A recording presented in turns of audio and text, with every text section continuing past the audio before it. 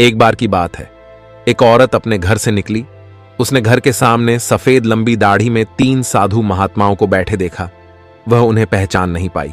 उसने कहा, मैं आप लोगों को नहीं पहचानती, बताइए क्या काम है? हमें भोजन करना है। साधुओं ने बोला, ठीक है, कृपया मेरे घर में पधारिए और भोजन ग्रहण कीजिए। क्या तुम्हारा पति घर में है? एक साधु ने प्रश्न किया। नहीं, वह कुछ देर के लिए बाहर गए हैं। औरत ने उत्तर दिया, तब हम अंदर नहीं आ सकते। तीनों एक साथ बोले। थोड़ी देर में पति घर वापस आ गया। उसे साधुओं के बारे में पता चला तो उसने तुरंत अपनी पत्नी से उन्हें पूर्ण आमंत्रित करने के लिए कहा। औरत ने ऐसा ही किया। वह साधुओं की समक्ष गई और बोली, जी, अब मेरे पति वापस आ गए हैं, कृपया आप लोग घर में प्रवेश करिए। हम किसी घर में एक साथ प्रवेश नहीं करते। साधुओं ने स्त्री को बताया। ऐसा क्यों है? औरत ने अचरज से पूछा। जवाब में मध्य में खड़े साधु ने बोला, पुत्री, मेरी दाईं तरफ खड़े साधु का नाम धन और बाईं तरफ खड़े साधु का नाम सफलता है और मेरा नाम प्रेम है। अब जाओ और अपने पति से विचार विमर्श करके बताओ कि तुम हम तीनों में से किसे बुलाना चाहती हो। औरत अंदर गई और अपने पति से सारी बात बता दी। पति बेहद खुश हो गया। वाह, आनंद आ गया। चलो जल्दी से धन को बुला लेते हैं। उसके आने से हमारा घर धन दौलत से भर जाएगा और फिर कभी पैसों की कमी नहीं होगी। औरत बोली, क्यों ना हम सफलता को बुला लें? उसके आने से हम जो करेंगे वह सही होगा और हम देखते देखते धन दौलत के मालिक भी बन जाएंगे। हम तुम्हारी बात भी सही है और इसमें मेहनत करनी पड़ेगी।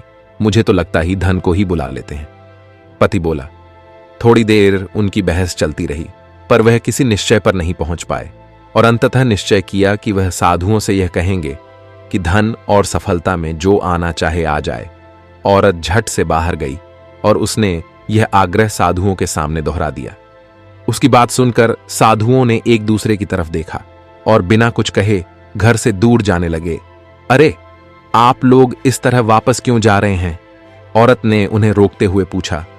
पुत्री, दरअसल हम तीनों साधु इसी तरह द्वार द्वारा जाते हैं और हर घर में प्रवेश करने का प्रयास करते हैं। जो व्यक्ति लालच में आकर धन या सफलता को बुलाता है, हम वहां से लौट जाते हैं, और जो अपने घर में प्रेम का वास चाहता है, उसके यहां बारी बारी से हम दोनों भी प्रवेश कर जाते हैं। इसलिए इतना याद रखना कि जहां प्रेम है वहां धन और सफलता की कमी नहीं होती। ऐसा कहते हुए धन और सफलता नामक साधुओं ने अपनी बात पूर्ण की। इस कहानी से हमें यही शिक्षा मिलती है कि यदि इंसान लालची ना होकर निस्वार्थ भाव से दूसरों के हित और आनंद की कामना करता है तो निश्चित ही उसे जीवन की वास्तविक सुख की प्राप्ति होती है। सच्चा सुख आनंद में ही मिलता है।